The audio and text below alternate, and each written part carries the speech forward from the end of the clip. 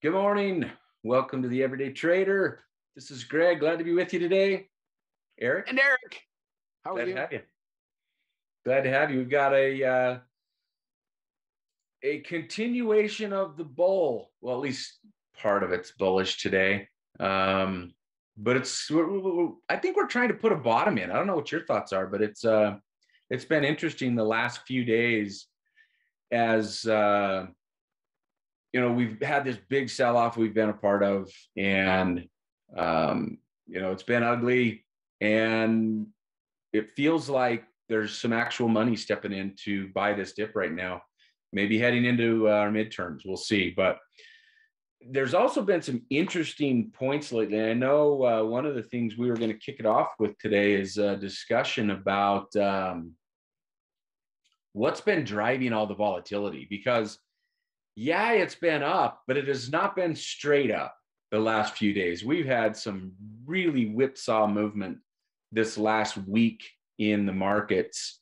And I know there's some theories floating out there. There was an article that you and I had discussed about options volume and some gamma move that may be actually having that. Eric, you want to dive into that a little bit? Yeah, so the piece, we got to hand it to Charlie McElligott from Nomura Securities, put something out this week talking about SPX options. So these are cash settled options that or there's also other indices as well. There's NASDAQ ones as well. And then the ETFs, the corresponding ETFs, which would be the triple Qs and the SPY.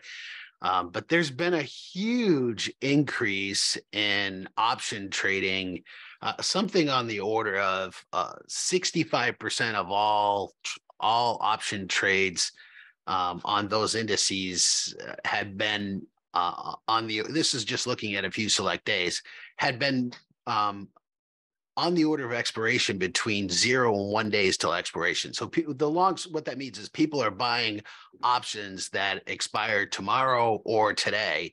And from a historical perspective, what's normal then? It's like 20% of that. So it should, those are usually very, very small, like 10 or 20%.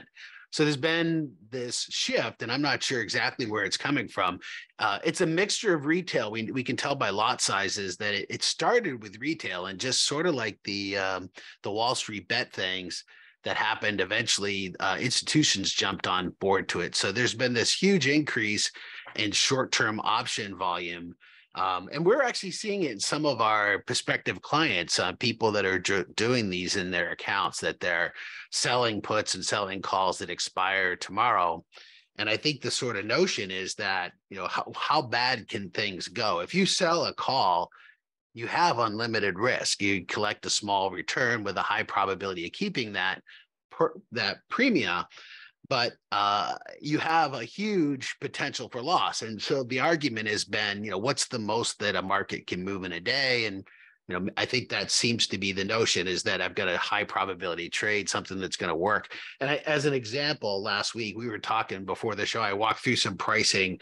So example, last Thursday, if you were to sell a call on the open, so this was the day after the CPI print that was bad. And so the market was down, and selling a call is a bearish trade. So if you had sold a call at the open, it was somewhere a delta of 0.2, which is about a 20% chance of being in the money. That's not the way that delta works out, but it's a close approximation. You got about an 80% chance of this trade working.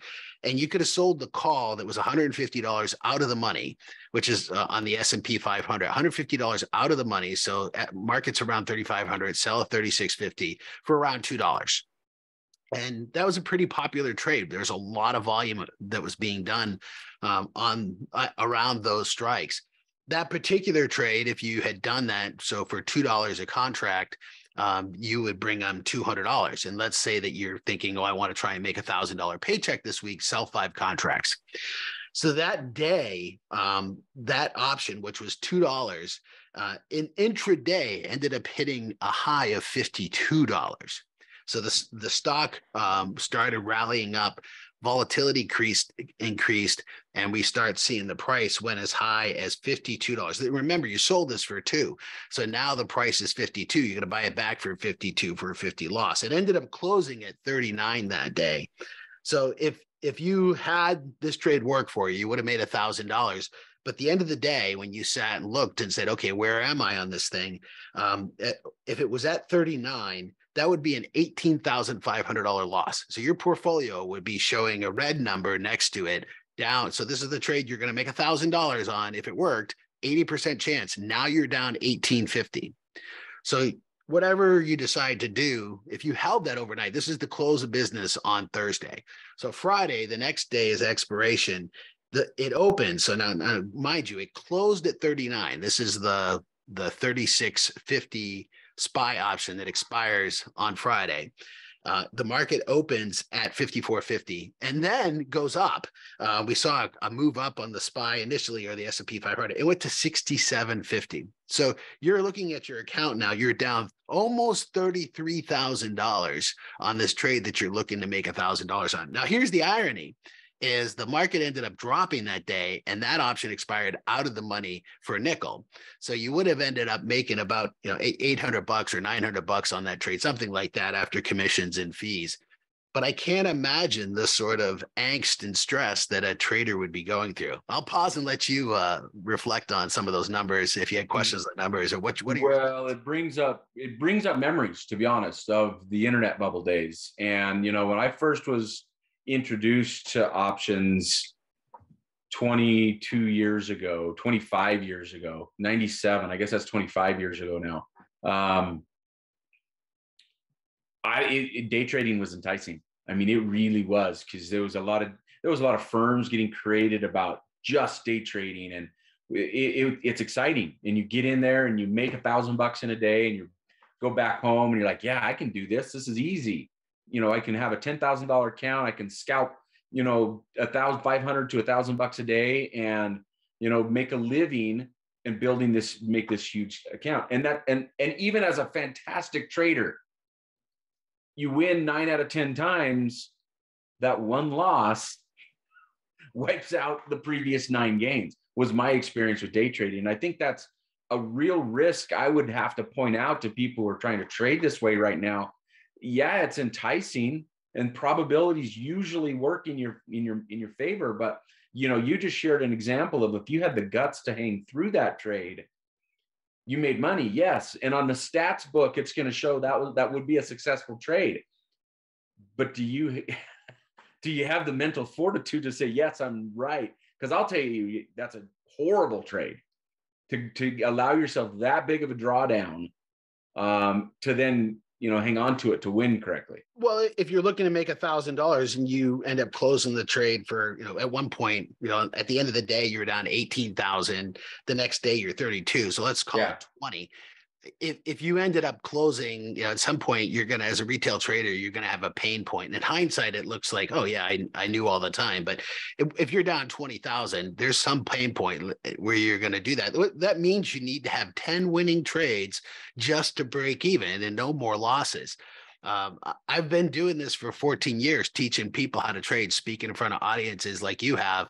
And I've been probably in front of, I don't know, 20,000, 30,000 people that we've seen, maybe more than that. And I've never seen a day trader who's consistently profitable. There are people who've had spurts of making profits in day to day. And here's the thing. I'll throw this out there. If you are the successful day trader, I'd love to sit down and talk to you to see what you're doing, because I've never met anybody. Everybody knows somebody who is one. I have a friend, and I always use the analogy. It's the same as we all have a friend who goes to Vegas and makes money, right? Yeah. But it's not you. And there's a heck of an allure to these sort of trades, these high probability trades that are low, seem like low maintenance and sort of picking fruit. But I thought you were going to say we all have a friend who's seen Bigfoot, but do you? Yeah, I do, actually. I bet you do. Well, I believe that, maybe Sasquatch is out where you live somewhere on Idaho on the Tetons there. But anyways, I wanted to share that notion about short-term option trading. We don't have any skin in the game as far as what people trade. And I tell you what, if I thought there was something there, I would do it. But I know stories about people who've literally lost millions, retail traders who's lost millions doing this. And we actually lose business probably by telling people this isn't the place to go. I know that, we could take your money, take your business, and say, here, we'll teach you how to do this, and maybe we should, and then sort of get people in and let them see the real story. Yeah. But definitely with spread trading, you get asymmetric. You actually you can improve your probability. You'll dramatically, in terms of, you look at risk versus reward, significantly higher returns on risk if you're spread trading. So doing something like a bear call credit spread is far better, and then your ability to make adjustments if you need to, because you've got that extra spread, that extra long position. Now you do give something up on there, but I think the upside far outweighs it. It's a matter of just understanding. I really wish we could help people better understand this, that they could actually improve their results. So use less capital, win more often, have a higher return, and have ability to fix broken trades. Well, this is a perfect segue to the other thing we wanted to talk about today, and that is earnings and how to trade around earnings specifically. And I know you and I were talking about a study that was conducted years ago. It's an old study by Goldman Sachs, but it talks about strategies around earnings season. And I know we've been right in the midst, or right in the middle of earnings seasons. We've had some good reports. We had Netflix was a really good report. I was actually really happy with that report. We had Tesla's that was, to me, I actually liked Tesla's earnings report. I think even though the market didn't react great because they missed on the revenue number, they beat on the earnings number. But then the one today is the stock that's getting crushed today, even though the market's up, is of course Snapchat. And not only is it impacting Snapchat itself today, the stock down huge. It's impacting the other 31.1% crash. Yeah, down 31% with an earnings miss. Bad day for Snapchat. But it's also impacting Twitter. It's impacting Facebook. It's impacting Google even. And that's a key point. Just an aside. So we talk about the importance around earnings. We're going to talk some ideas about what you can do around earnings. But it's not just your company. So if you're trading Coke, you got to pay attention to Pepsi. You're trading FedEx, you're going to pay attention to UPS. You're trading, JB Homes, you're going to pay to Lennar. So and this is if you're trading anything in the social media space, they all matter, because we saw sympathetic moves in all of the social media companies today too. So very important point on earnings. But we wanted to talk about, as Greg mentioned, is there a systematic study that or a way to make money around earnings? And I think there probably are some things to do, but they're not intuitive. And Greg and I were talking about this research study by Goldman Sachs. They looked at 14,000 earnings events to look if there was a systematic strategy that worked. They looked at all different sorts of strategies, and they summarized, this is the table.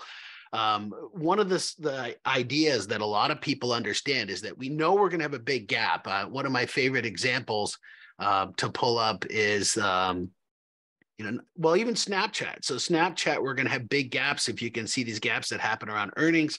Foot Locker is another company that's known for having these huge gaps around earnings. And all of the social media companies as well.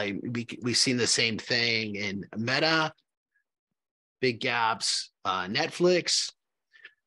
So these moves that happen here, option traders who sort of understand the basics of options know that a strategy called the straddle or a strangle. A straddle or strangle is when you buy a long call and a long put. So you buy a very bullish strategy and a very bearish strategy, put them together, and the idea is that the stock moves in one direction.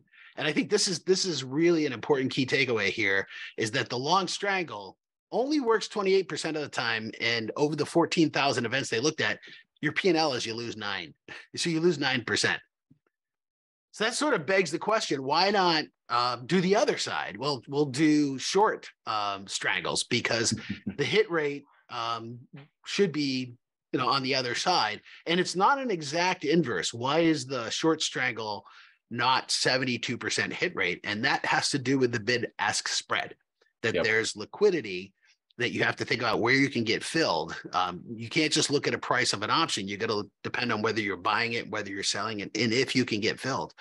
But so this is sort of second level thinking of traders who trade, say, hey, I know the straddle or strangle is not going to work, so let's sell a strangle. And the hit rate definitely increases in terms of the odds of that working. But the P&L is absolutely devastating. And that goes to the same sort of example that we just talked about on the selling short-term puts and calls, is that when it goes bad, you can have most of your trades work, but you get one or two, and it could literally take out, and I've seen this happen with people, take out year or more of their profits. So the risk just isn't there. And yeah, if I had to gun to my head, choose one of those two strategies, I'm still going long strangle, even though it's the lower hit rate, because I can control my risk. I'm not going to have that huge drawdown that you're talking about, but there's still a better way. I actually think that's the worst way to trade earnings, is with a straddle strangle. Let's pause because and talk more about that, because you are absolutely amazing in this facet. I have known you for years, and I have seen you buy calls, buy puts, or both over earnings, and see you crush it. We didn't talk about this ahead of time, but how do you do that? How is it that you're able to do that? It's uncanny that I've seen, like Apple. I know particularly Apple. I have seen you. I'm just going to buy puts, or sometimes not buy puts or not buy calls. What are you looking at? How do you know? Probably the best way to categorize it is just, I don't trade very many stocks. I really don't. I've been in, like I said, we've talked about how long we've been doing this. I've been trading options since 97. I haven't traded options on maybe more than 100 companies in those 25 years. I trade the same stocks over and over and over again, and study the same earnings reports. And I know which analysts actually are telling me the truth about something versus which analysts are pulling their company line. I know how to do, more than anything, I kind of know how to read the price action of what the stock is doing in anticipation of that earnings event, to kind of give me an idea of where it may be going. Now, I'm still not right 100% of the time. I'll still miss from time to time, like right now. Now, it's not on Apple, but I have long puts on the SPY right now. They're not doing too well today. They were doing better the last 2 days, but today they're kind of getting smacked upside the head because of Nick Timmeros. But I've got a little bit of time on them, so I'm going to hold. My pain duration's a little bit longer than just today. We'll see what the weekend brings. But anyway, maybe I wish there were a silver on that Nick Timmeros thing at the end. But you just said something, and I wanted to sort of springboard or dive a little deeper on it. And that is, you said you look at the price action of the stock. I think it's more than that you look at. I think it's the price action of the options. It is. It's both, for sure. It is.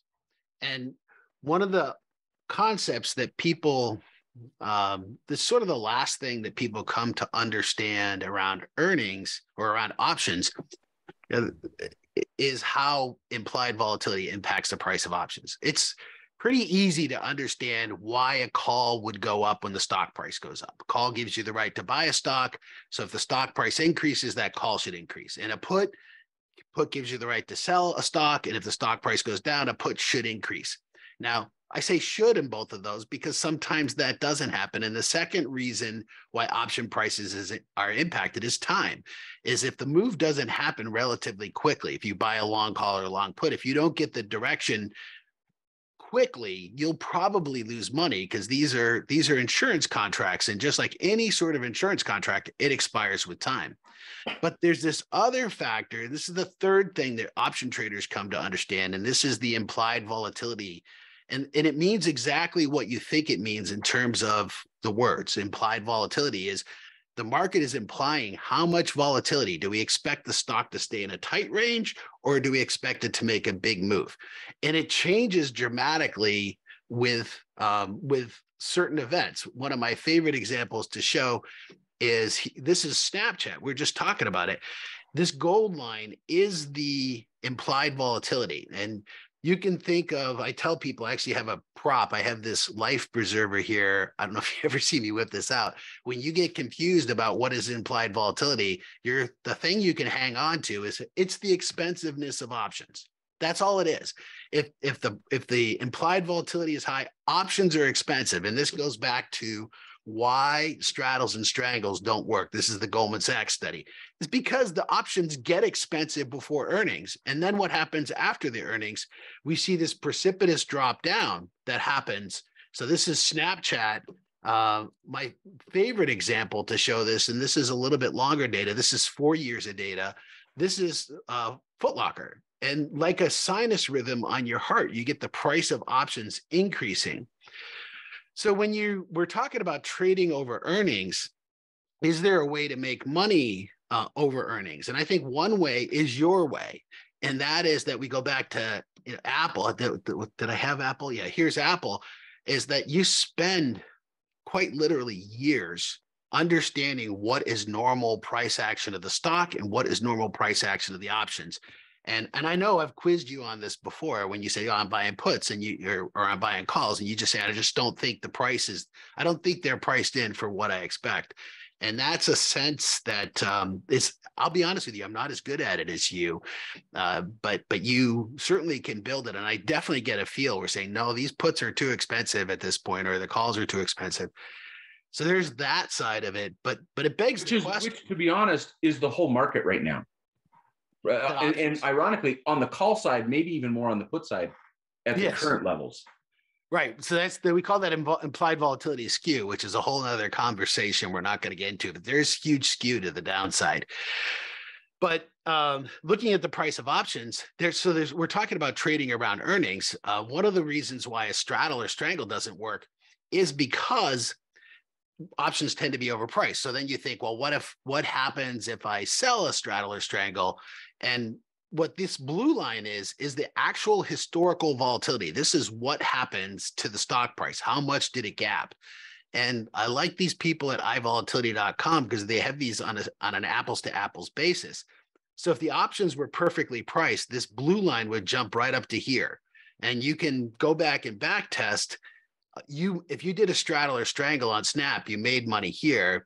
We don't have the close for today yet. So this is the close of yesterday. And this gap, I think, will be up here. So people who did buy straddle or strangles yesterday on Snap probably made money.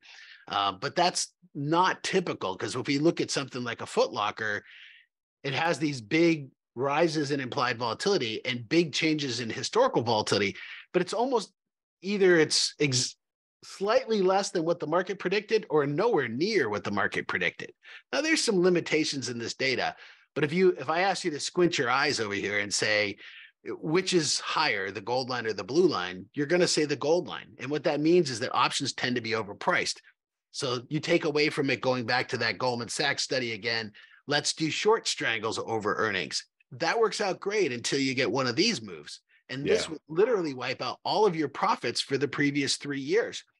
So what I propose, there's actually a couple other thoughts, and this is going the next level, is some of you right now are listening and saying, well, gee, if the gold line is the expensiveness of options, is there a way to make money before earnings? Yes. Exactly. And that's a strategy that we teach here. It's Vega trading, looking to be in Vega positive trades that can be directional or can be stagnant. And those are great strategies. They're counter strategies or diagonal strategies. We're not going to dive into that, but trading around earnings, if you want to try and make money, the nice thing about these trades is you can be out of the trade before the earning event happens. So you make money on this increase in option pricing that we know is going to happen. So this is one of the things that we teach. The other thought, and this is really an important one, and probably the thing that we're better at than anybody else, and that is the collar trade. So why don't you talk about the benefits of collar trades, how you structure them, why you do them, how you manage them? What are your thoughts there? Well, I won't go into super detail other than point you to our classes to how to learn how to do it. But tell what one is first. What is one? Yeah. So a collar trade it's an option strategy. If you think about the name collar, what do you do? Put a collar on? You put a collar on a dog or an animal to help control it, and that's the same thing you're doing with this stock is you're collaring the stock. You're giving up to upside. If you blow up to the upside, you'll lose some of that. Meaning, if the stock has fantastic earnings, they do what Netflix just did, and they jump up 15% in a day, you'll give up some of that. But you will also limit yourself from exposing yourself to that Snapchat type of move that we're having today, where the stock's down 30%. So when you go through these earnings events, you put a collar on your stock, and it allows you to maintain profit. And it's a combination strategy, and you can go find it out there. We didn't invent the strategy. We teach it in a very unique way, and teach it in a way that allows you to adjust and tweak that collar trade as the stock moves throughout its life cycle. But for me, what the collar trade does is it allows me to build portfolios of stocks and not worry about the types of markets that we've had this year. I have held Apple through most of the year this year. I have held Google through most of the year this year. I have held Disney through about half of the year this year. I picked it. I didn't hold it. I didn't have it at the beginning of the year. I picked it up around summertime when I started buying Disney.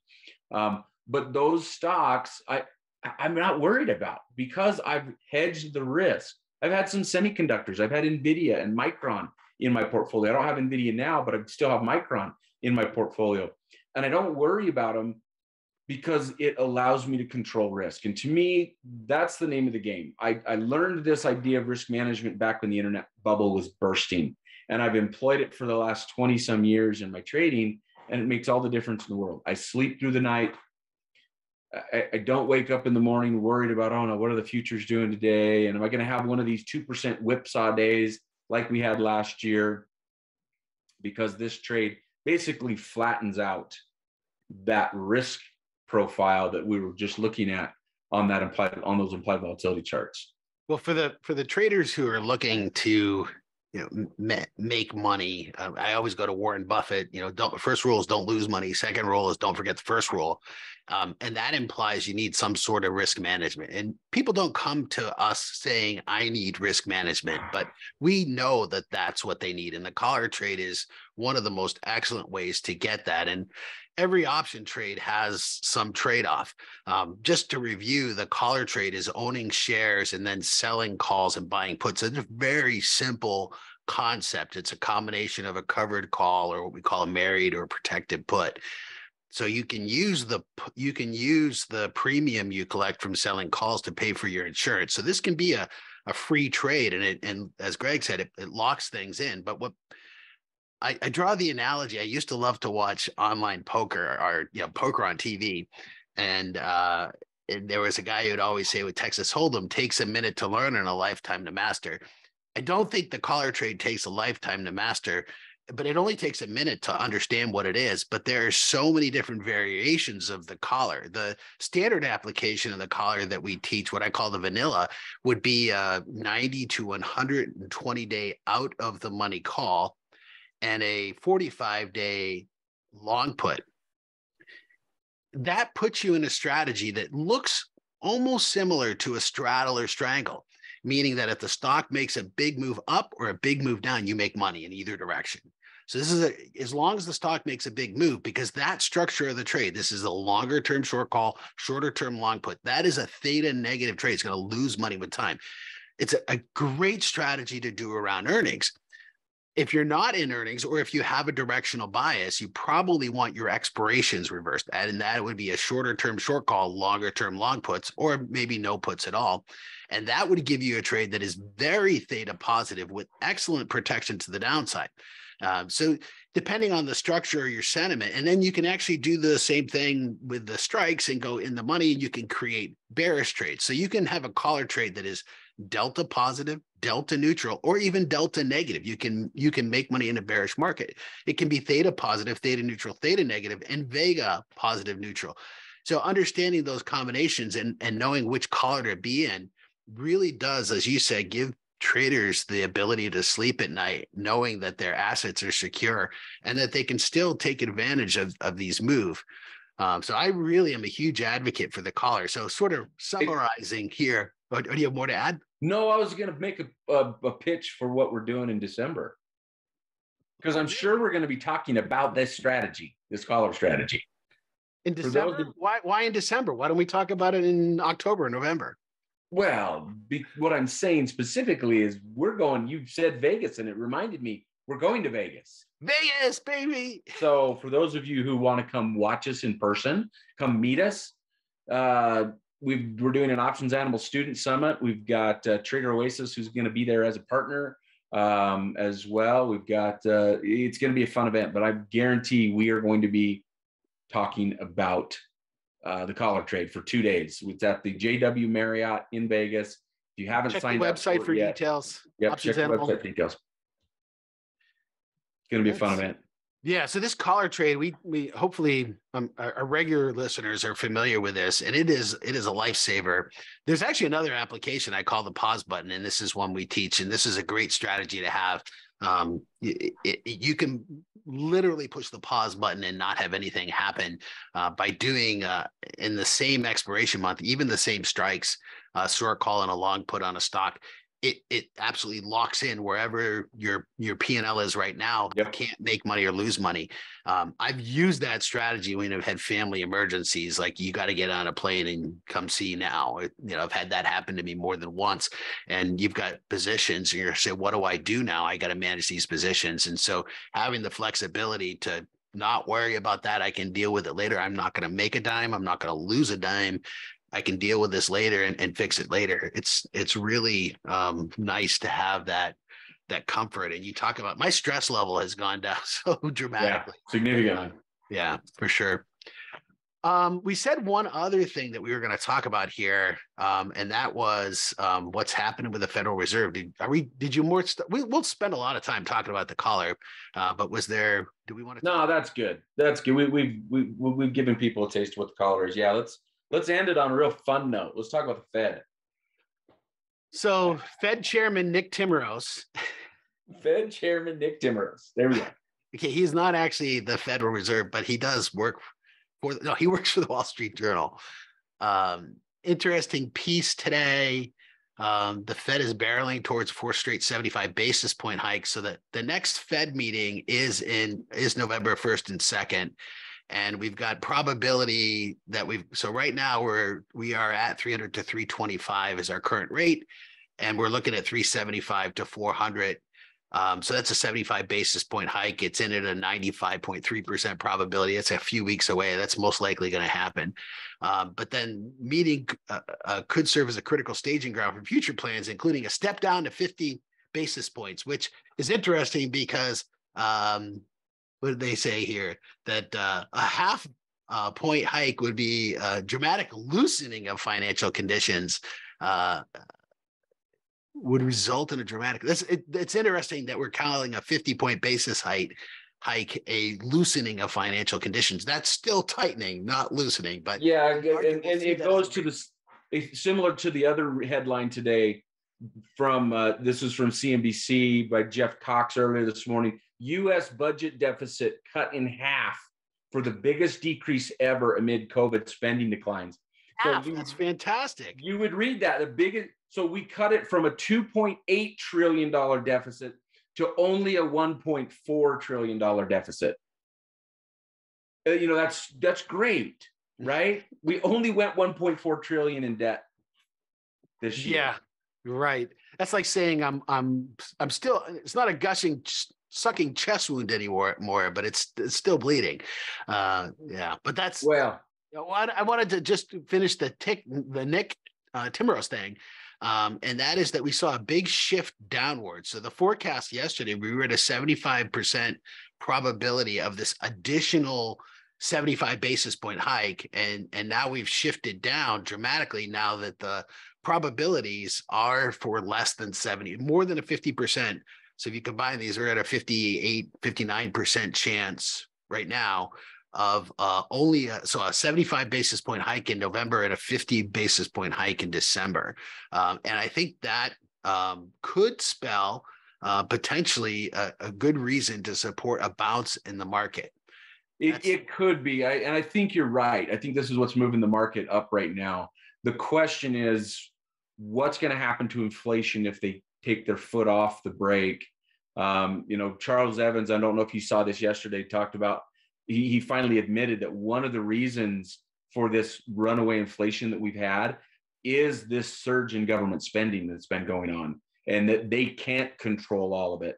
And he came out and said that they do actually have a fear inside of the Fed right now that they would have a, quote, a non-linear impact on the economy if they raise rates too much right now. And so it may be that the Fed is finally looking at what's going on in markets, world markets specifically, what happened in the UK last week, of basically policies that the Fed is doing, and are they going to break things if they keep their foot on the brake as hard as they are? It'll be interesting. Maybe it'll work. Maybe inflation goes to 15% in the next few months. I don't know. I doubt it. I actually think we weren't going to talk about this, but you brought it up. And inflation, this reddish line is the CPI index. And, we're trying to get at this mythical 2% average, which if you look back, it's actually pretty good at being an average near 2%. And these blue lines, what these are is they're what's called transfer receipts. This is Medicare, Social Security, and all the other stimulus. You can draw all other sorts of lines on here, showing the Fed funds rate, showing the Fed balance sheet, and there's very little impact to the inflation.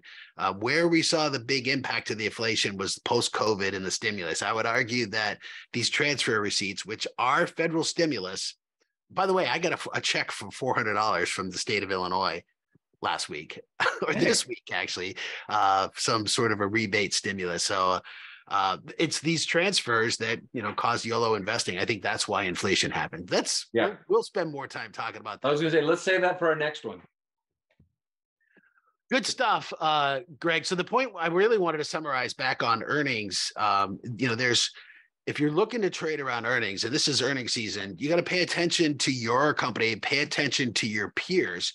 So if you're trading Coke, got to pay attention to Pepsi, and of course, all of the, like we brought up the example of Snapchat affecting Twitter and Meta, Facebook. So you got to pay attention to those peers.